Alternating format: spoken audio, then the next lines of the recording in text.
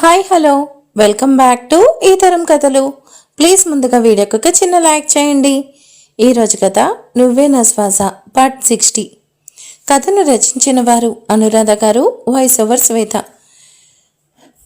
విక్రమ్ తల తిరిగిపోయేలా ఉంది. అతనికి ఒక్కసారిగా సమస్యలు ఉక్కిరిబిక్కిరి చేస్తున్నాయి. ఒకవైపు రాజేష్ మిస్సింగ్, మరోవైపు అంజలిపై సురేంద్ర ట్రాప్. ఇది చాలదు అని భూపతి చిరకాల కోరిక తీరబోతుంది అనడం, అన్నీ ఒకేసారి అతన్ని ఉక్కిరిబిక్కిరి చేస్తున్నాయి. విక్రమ్ కంగారుగా రాజేష్ కోసం అన్వేషణ మొదలుపెట్టాడు. కంట్రోల్ రూమ్లో అతని కోసం ఆరా తీయడం మొదలుపెట్టాడు. అక్కడి డిపార్ట్మెంట్ అంతా అలర్ట్ చేశాడు. విక్రమ్ అసలు రాజేష్ ఏమైనట్టు తెలుసుకోండి అని చెప్పి అతని మొబైల్ లాస్ట్ సిగ్నల్ ఎక్కడి నుంచి వచ్చిందో తెలుసుకోవాలని ప్రయత్నిస్తున్నాడు విక్రమ్. అతని చేతులు సిస్టమ్ ముందు చాలా వేగంగా కదులుతున్నాయి. రాజేష్ చేసిన లాస్ట్ కాల్ అక్షితకి ఆ ఫోన్ కాల్ వచ్చింది. పాత బస్తీకి దగ్గరలో ఉన్న ఒక చిన్న గల్లీ నుంచి. నిత్యం గొడవలు కొట్లాటలు ఆ గల్లీకి అడ్డాగా మారింది.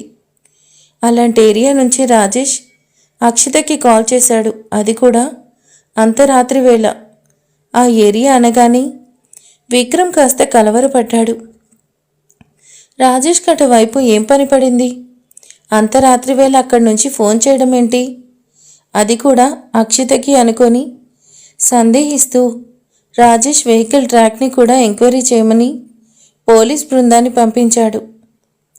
మరోవైపు విక్రమ్కి సందేహం కలుగుతుంది. రాజేష్కి ఏదైనా యాక్సిడెంట్ లాంటిది ఏమైనా జరుగుంటుందా? తనకి జరగరానిది ఏమన్నా జరుగుంటుందా? ఆ ఊహ అతన్ని చాలా భయపెట్టింది. విక్రమ్ కంగారుగా పోలీస్ బృందాన్ని వెంట పెట్టుకుని బయటకు వచ్చి పాత బస్తీ వైపు వెళ్తుండగా విక్రమ్కి ఒక అనుమానం వచ్చింది. వెంటనే సిటీలో ఉన్న అన్ని హాస్పిటల్లో ఎంక్వైరీ చేయమని చెప్పాడు.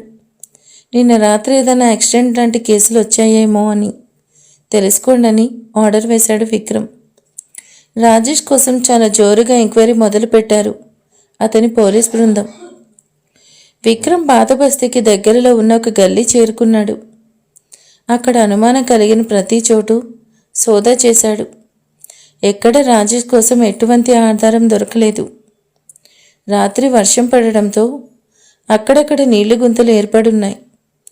మొత్తం నేలంతా బురదగా ఉంది. విక్రమ్ అక్కడ అణువణువు గాలిస్తూ ఉన్నాడు. రాజేష్ మొబైల్ సిగ్నల్ పర్టికులర్గా ఎక్కడి నుంచి వచ్చిందో సిస్టంలో చెక్ చేసి ఆ ప్రదేశం అంతా జల్లెడ పడుతున్నారు. అతని బృందం, ఆ ఏరియా మనుషులు విక్రమ్ తన పోలీస్ బృందాన్ని వెంట పెట్టుకొని రావడం గమనించి కాస్త కంగారుగా అతని దగ్గరికి వచ్చి, సార్ ఏమైంది సార్? ఏంటి వెతుకుతున్నారు? ఏదైనా సమస్య? ఇక్కడెవరూ ఏమీ చేయలేదు సార్. మీరు డ్యూటీలోకి వచ్చాక మేము దందాలవి చేయడం మానేశాం. అంతా నిజాయితీగా బ్రతకాలని నెమ్మదిగా మార్పు వచ్చాం. ఇప్పుడు ఎటువంటి అల్లర్లు లేకుండా మా బ్రతుకు మేము ప్రశాంతంగా బ్రతుకుతున్నాం సార్. సొంతంగా చిన్న చిన్న వ్యాపారాలు చేసుకుంటూ సిమెంట్ పనులు అని, కూలి పనులని, ఎవరికి చేతనైన పనులు వాళ్ళు చేసుకుంటూ ప్రశాంతంగా ఉంటున్నాం సార్. ఇది నిజం. అంతా మీ చలవే. మీలాంటి పోలీస్ ఆఫీసర్ ఉంటే దేశమే బాగుపడుతుంది సార్. మా బ్రతుకుల్లో వెలుగు నింపిన మీరు మా దృష్టిలో దేవుడితో సమానం అని అక్కడి వాళ్ళు విక్రమ్ని పొగుడుతూ వారి గత జీవితాలు ఇప్పుడు మారాయని నమ్మకంగా చెప్పారు. విక్రమ్ వాళ్ళ కళ్ళల్లో నిజాన్ని చూశాడు. అతను కాస్త సంతోషించాడు. అక్కడ వాళ్ళని అభినందిస్తూ, చాలా సంతోషం, మార్పు మంచి వైపు వస్తే అందరి జీవితాలు బాగుంటాయి. అల్లర్లు గొడవలు ఎప్పటికీ మనశ్శాంతినివ్వవు. మీ అందరిలో మార్పు వచ్చింది అని చెప్తున్నారు. అందుకు సంతోషంగా ఉంది. ఇలాగే నిజాయితీగా మెలగండి, సంతోషంగా ఉంటారు. అలాగే నాకు మీ అందరి సహాయం కావాలి. నిన్న రాత్రి ఇక్కడ ఏదైనా గొడవ కానీ యాక్సిడెంట్లు కానీ జరిగిందా చెప్పండి అని ఎంతో ఆత్రంగా అడిగాడు. అక్కడి గుడిసెల్లో ఉన్నవారి దగ్గర నుంచి మేడింట్లో ఉన్న వారి వరకు అంతా ఒకే మాట చెప్పారు. ఇక్కడ ఎటువంటి గొడవ జరగలేదు సార్ అని. విక్రమ్ విసుగ్గా తలపట్టుకుని, పోనీ ఎవరైనా చూసారా? అనుమానాస్ అనుమానాస్పద పరిస్థితుల్లో మీ కంటికి ఎవరైనా కనిపించారా? చెప్పండి. ఇది ఒక సిన్సియర్ పోలీస్ ఆఫీసర్ ప్రాణాల సమస్య అని కంగారు పడుతూ అడిగాడు. అక్కడ వాళ్ళు కంగారుగా, సార్, నిన్న రాత్రి పెద్ద వర్షం పడింది, ఎవరం బయటకు రాలేదు, అంతా ఇళ్లలో ఉన్నాం అని చెప్పి బాధగా, సార్ మాకేం తెలియదు సార్ అని చెప్పారు. విక్రమ్ నిస్సహాయంగా నిల్చొని చుట్టూ చూస్తున్నాడు. అంతలో బురదలో కొన్ని కార్టైర్స్ గుర్తులు కనిపిస్తున్నాయి. ఫోరెన్సిక్ నిపుణుల్ని రప్పించి అంతా చెక్ చేస్తూ ఉన్నాడు విక్రమ్. అంతేకాకుండా అక్కడ భూపతి ఇంటి చుట్టూ ఉన్న సిబ్బంది దగ్గర నుంచి ఎప్పటికప్పుడు ఇన్ఫర్మేషన్ తెలుసుకుంటూ ఉన్నాడు. భూపతి ఇంటికి ఒక 10 నిమిషాల క్రితం నర్సింగ్ యాదవ్ వెళ్ళినట్టు ఇన్ఫర్మేషన్ వచ్చింది. అతను వాళ్ళ మనిషిరా కాబట్టి రావడం సహజం అనుకున్నాడు విక్రమ్. కానీ ఎందుకన్నా మంచిది అని అతని వైపు కూడా ఎంక్వైరీ చేయడం మొదలుపెట్టాడు. 1 గంట తర్వాత బురదలో 2 బుల్లెట్స్ దొరికే వాళ్ళకి. విక్రమ్ వాటిని చూసి ఎంతో కంగారు పడ్డాడు. మై గాడ్, ఇక్కడ ఫైరింగ్ జరిగింది అని నిర్ధారణ చేసుకున్నాడు. అక్కడ ఫోరెన్సిక్ నిపుణులు టైర్ గుర్తుల ఫ్రెండ్స్ కూడా తీసుకున్నారు. అందులో కొన్ని రాజేష్ గారికి సంబంధించినవి అని అర్థమైంది. ఇంకా వేరే టైర్ గుర్తులు కూడా ఉన్నాయి, అవి 2 జిప్సీల గుర్తులుగా తెలిసింది. విక్రమ్కి అర్థమైంది ఇక్కడ ఏదో జరిగిందని. అక్కడ నిలబడి చూస్తున్న వాళ్ళ మధ్యకొచ్చి విక్రమ్ కాస్త కోపంగా అడిగాడు, ఇక్కడేమీ జరగలేదన్నారు, చూస్తున్నారుగా, ఈ ప్రదేశంలో ఫైరింగ్ జరిగింది. ఇక్కడెవరికి బుల్లెట్ సౌండ్ కూడా వినిపించలేదా? చెప్పండి, ఏం దాచాలనుకుంటున్నారు నా నుంచి? హా? నిజాన్ని చెప్పడానికి ఎందుకు భయం? మీలో మార్పు వచ్చిందని సంతోషపడేలోగా మీరు నన్ను మోసం చేస్తున్నారు అని తెలిసింది. అంటే మీరు మారలేదు, ఇంకా ఆ చీకటి దందాలో బ్రతుకుతున్నారన్నమాట అని కాస్త ఆవేశపడుతూ అరిచాడు విక్రమ్. అతని ఆవేశంకి కారణం రాజేష్కి ఏమన్నా జరిగితే, ఓ గాడ్, ఆ ఊహ కూడా అతను భరించలేకపోతున్నాడు. అందుకే ఆవేశం పడుతున్నాడు. నిజానికి ఒకప్పుడు అక్కడి గల్లీ వాళ్ళంతా చట్ట వ్యతిరేక కార్యకలాపాలకు చేస్తూ, గొడవలు కొట్లాటలు చేస్తూ, రాజకీయ నేతల సమ్మెలు డ్రామాలకు ఉపయోగపడే యంత్రాల్లో ఉండేవారు. అలాంటి వాళ్ళని అరెస్ట్ చేస్తూ తగ్గ బుద్ధి చెప్తూ వాళ్లల్లో చైతన్యం తెచ్చి సరైన మార్గంలో నడిచేలా చేశాడు విక్రమ్. అక్కడ వాళ్లకు వందిస్తే ఎవరి కారు అర్థమైనా సరే పగలు కొట్టడమే. ఒకప్పుడు తెలుసు, కానీ ఇప్పుడు అదే 100 ఇస్తామంటే నీటిగా మూటలు మోసి తమ అభిమానం నిలబెట్టుకోవడం తెలుసు. కష్టమంటే ఏంటో, అలాగే ఆత్మ సంతృప్తి అంటే ఏంటో అక్కడ వాళ్ళకి ఇప్పుడు పూర్తిగా అర్థమైంది. అలాంటిది వాళ్ళని విక్రమ్ నమ్మకుండా సందేహించడంతో వాళ్ళు ఆవేదన పడుతూ, అయ్యో సార్, నిజంగా మాకేం తెలీదు, మేమంతా మారిపోయాం, నమ్మండి. రాత్రంతా బాంబులు పేలినంత శబ్దంతో పిడుగుల వర్షం కురిస్తే అంతా భయపడి చచ్చాం, అందుకే ఎవరి ఇంటి కిటికీ కూడా తీయలేదు అని నిజాయితీగా చెప్పారు. విక్రమ్కి వాళ్ళ మాటల్లో నిజాయితీ కనిపించింది. అంతేకాకుండా బాంబులు పేలినట్టు పిడుగులు పడ్డాయన్నారు అంటే రాజేష్ విషయంలో జరిగిన ఘర్షణలో బుల్లెట్స్ పేలాయి. ఇక్కడ వాళ్ళు ఆ సౌండ్స్ని వర్షంకి పడ్డ పిడుగులు అనుకుంటున్నారు అని అర్థం చేసుకొని అక్కడ వాళ్ళని జాగ్రత్తగా ఉండమని తను ఆవేశపడినందుకు క్షమాపణ చెప్పి వస్తున్న దుఃఖాన్ని ఆపుకుంటూ చెప్పుకొచ్చాడు.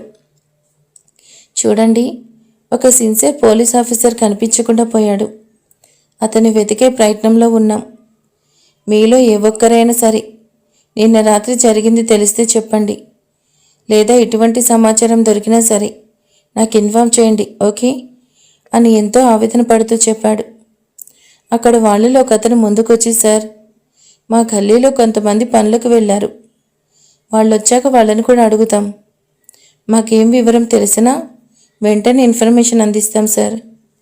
మేము మీ మనుషులం, మీ వాళ్ళలో ఒకరికి కష్టం కలిగిందంటే అది మాకు కష్టమే అని ఎంతో బాధగా చెప్పారు. విక్రమ్ అందరికీ థ్యాంక్స్ చెప్పి అందరినీ జాగ్రత్తగా ఉండమని చెప్పి రాజేష్ కోసం అన్వేషిస్తూ అక్కడి నుండి ముందుకు కదిలాడు. రాజేష్ని వెతికేందుకు డాగ్ సహాయం తీసుకుంటూ సంఘటన స్థలం నుంచి వాటికి కదిలారు. అవి పరుగులు పెడుతూ ముందుకు వెళ్తూ ఒక చోటు చూపించాయి. ఆ చోటుకు కంగారుగా విక్రమ్ అతని బృందం వెళ్లారు. చూడబోతే ఒక బురద కుంటలా ఉన్న చెరువు దగ్గర రాజేష్ కార్ డ్యామేజ్ అయి ఉంది. విక్రమ్ గుండె ఆగిపోయింది. ఓ గాడ్, రాజేష్ అని పరుగు పెడుతూ అక్కడికి వెళ్ళాడు. అతను అనుకున్నట్టే రాజేష్ కార్ యాక్సిడెంట్ అయింది. అక్కడంతా బురదగా ఉంది. చెల్లా చెదరైన కారు అద్దం డోర్, ఫ్రంట్ బ్యానెట్ అక్కడంతా చూడబోతే దారుణమైన సంఘటన జరిగనిపిస్తుంది. విక్రమ్ గుండె వణికిపోతుంది. కంగారుగా రాజేష్ అంటూ పరుగును వచ్చి అక్కడంతా వెతికాడు. ఎక్కడ రాజేష్ ఆచూకీ లేదు. అక్కడ వాళ్లకు రాజేష్ దొరకలేదు. అతని బృందంలో ఒకడు, సార్, రాజేష్ బాడీ ఎక్కడ దొరకలేదన్నాడు. అంతే, విక్రమ్కి చిర్రెత్తుకొచ్చింది. డోంట్ అని అరిచి అతని వైపు కోపంగా చూసి, ఏయ్, బాడీ అంటున్నావేంటి? రాజేష్ సార్ దొరకలేదు అను, అర్థమైందా? Is a live. తను బ్రతికే ఉన్నాడు. అర్థం కావడం లేదా నీకు? తను బ్రతికే ఉన్నాడు, నేను చెప్తున్నాక. రాజేష్ సార్ అను, ఓకే అని అతని కోపాన్ని కంట్రోల్ చేసుకుంటూ, అంతా జాగ్రత్తగా వెతకండి, ఏదైనా ఆధారాలు దొరుకుతాయి అని కోపంగా చెప్పి పంపించాడు. విక్రమ్ కోపం అక్కడ వాళ్లకు కంగారు భయం కలిగించాయి. అంతా వెతుకుతూ ఉండగా అక్కడ రాజేష్ మొబైల్ దొరికింది. ఆ మొబైల్ డిస్ప్లే పగిలిపోయింది. స్విచ్ ఆఫ్ అయి ఉంది. అక్కడి వాళ్ళు మొబైల్ ఛార్జింగ్ పెట్టి తెచ్చారు. అది ఆన్ చేస్తే అర్థమైంది, అందులో ఏం పనిచేయడం లేదు. కేవలం అందులో 9 నెంబర్స్ మాత్రమే పనిచేస్తుంది. బహుశా స్పీడ్ డైల్లో అక్షిత నెంబర్ 9తో పెట్టుకొని ఉండొచ్చు. అందుకే అక్కికి రాజేష్ ఫోన్ చేసి ప్రయత్నం చేశాడు. ఓ షిట్, రాజేష్ నీకేమైంది? ఎక్కడున్నావు? నీకేమన్నా అయితే నా చెల్లెలి పరిస్థితి ఏంటి? అది పిచ్చిదైపోతుందిరా అని కంగారు పడుతుండగా బంజారాహిల్స్ ఎస్ఐ నుండి విక్రమ్కి కాల్ వచ్చింది. విక్రమ్ కంగారుగా ఫోన్ లిఫ్ట్ చేశాడు. అవతలి వ్యక్తి, సార్, నేను బంజారాహిల్స్ పోలీస్ స్టేషన్ ఎస్ఐని మాట్లాడుతున్నాను సార్. ఎస్ఐ రాజేష్ కోసం తెలిసింది సార్ అన్నాడు. అంతే. ఆ మాట వినగానే విక్రమ్ ఊపిరి కూడా తీసుకోలేదు. అవునా? ఎలా? ఎక్కడున్నాడు? ఎలా ఉన్నాడు అని ప్రశ్నలు వేస్తూ అతని కంగారు వ్యక్తం చేశాడు. ఇక్కడ ఒక హాస్పిటల్లో రాజేష్ని ఎవరో గుర్తు తెలియని 4 యువకులు అడ్మిట్ చేసి వెళ్ళిపోయారని తెలిసింది. ఇప్పుడు నేను అక్కడి నుంచే మాట్లాడుతున్నాను. విక్రమ్ క్షణం ఆలస్యం చేయకుండా ఏ హాస్పిటల్ అని అడిగాడు. అవతలి వ్యక్తి సాయిదుర్గ నర్సింగ్ హోమ్ అని చెప్పాడు. ఓకే, నేను వస్తున్నా, మీరంతా అలర్ట్గా ఉండండి. ఇక్కడ ప్రమాదం పొంచి ఉంది, జాగ్రత్త. ప్రెస్ వాళ్ళకి ఎటువంటి ఇన్ఫర్మేషన్ తెలియడానికి వీల్లేదు. అక్కడ రాజేష్ ఉన్నట్టు బయట వాళ్ళకి తెలియకూడదు అని జాగ్రత్తలు చెప్పి, ఇక్కడి పోలీస్ బృందాన్ని ఏమైనా క్లూస్ దొరుకుతాయేమో చూడండి. మన రాజేష్ ఎక్కడున్నా తెలిసింది, నేను వెళ్తున్నా అని చెప్పి హెడ్ కానిస్టేబుల్ శ్రీనివాస్ని వెంట పెట్టుకొని హాస్పిటల్ చేరుకున్నాడు. అక్కడ ఉన్న ఎస్ఐ విక్రమ్ని చూసి సెల్యూట్ చేసి, రాజేష్ ఐసీయూలో ఉన్నాడు అని చెప్పాడు. అంతే, విక్రమ్ అక్కడికి పరుగులు పెడుతూ వెళ్ళాడు. ఆ గది వైపు చూడబోతే ఆక్సిజన్ పైప్ సహాయంతో ఒంటి నిండా మెడికల్ ఎక్విప్మెంట్ అరేంజ్ చేసి తలకి చేతులకు ఒక కాలికి బలమైన గాయాలతో ఉన్నాడు. డాక్టర్స్ అతనికి బ్లడ్ ఎక్కిస్తూ ఉన్నారు. ఒక్క మాటలో చెప్పాలంటే రాజేష్ చాలా దారుణమైన పరిస్థితుల్లో ఉన్నాడు. అతన్ని అలా చూడగానే విక్రమ్ తట్టుకోలేక ఒక్కసారిగా అక్కడ కుర్చీలో కూలబడిపోయి బిగుసుకుపోయాడు. అతని కళ్ళకంతా బ్లైండ్గా అయిపోయింది. చీకట్లు కమ్ముకున్న భావన కలుగుతుంది. అక్కడ ఉన్న అతని సిబ్బంది విక్రమ్లో ఎప్పుడూ అలాంటి భయాన్ని బాధను చూడలేదు. అందుకే వాళ్ళు కూడా కంగారు పడుతున్నారు. అంతలో అక్కడికి డాక్టర్స్ వచ్చారు. విక్రమ్ తనను తాను కంట్రోల్ చేసుకుంటూ వాళ్ళ ముందుకొచ్చి నిల్చున్నాడు. డాక్టర్ వైపు వస్తున్న కన్నీళ్ళు ఆపుకుంటూ చూసి, రాజేష్ అన్నాడు. డాక్టర్ చెప్తున్నాడు, చూడండి విక్రమ్ గారు, రాజేష్ పరిస్థితి ఇది అని మేమేం చెప్పలేం. అతనికి చాలా దెబ్బలు తగిలాయి. కుడివైపు భుజంకి బుల్లెట్ తగిలింది. దానివల్ల కూడా అతనికి పెద్దగా ప్రమాదం లేదు. లెఫ్ట్ లెగ్ ఫ్రాక్చర్ అయింది. అది కూడా అతనికి సమస్య కాదు. అతని తలకు బలమైన గాయమైంది. అతని బ్రెయిన్లో బ్లడ్ క్లాత్ అయింది. మేము ఆపరేషన్ చేశాం, కానీ ఫలితం ఎంతవరకు ఉంటుందో చెప్పలేం. అతను కోమాలోకి వెళ్ళే ప్రమాదం ఉంది అన్నాడు. ఆ ఒక్క మాటకు విక్రమ్ గుండెల్లో 1000 విస్ఫోటనాలు కలిగించింది.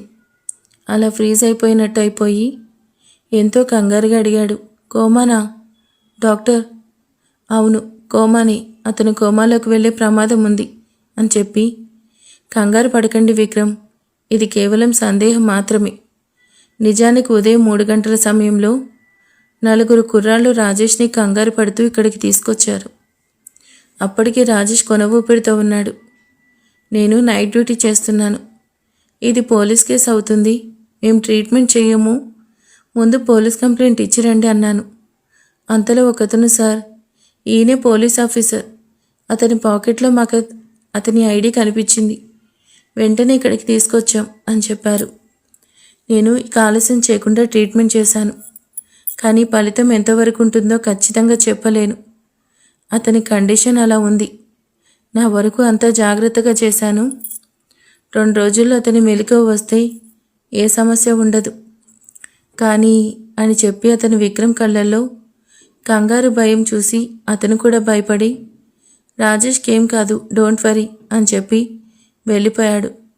మరిక తర్వాత ఏం జరగబోతుంది ఏంటి అనేది నెక్స్ట్ పార్ట్లో తెలుసుకుందాం. Thank you for watching.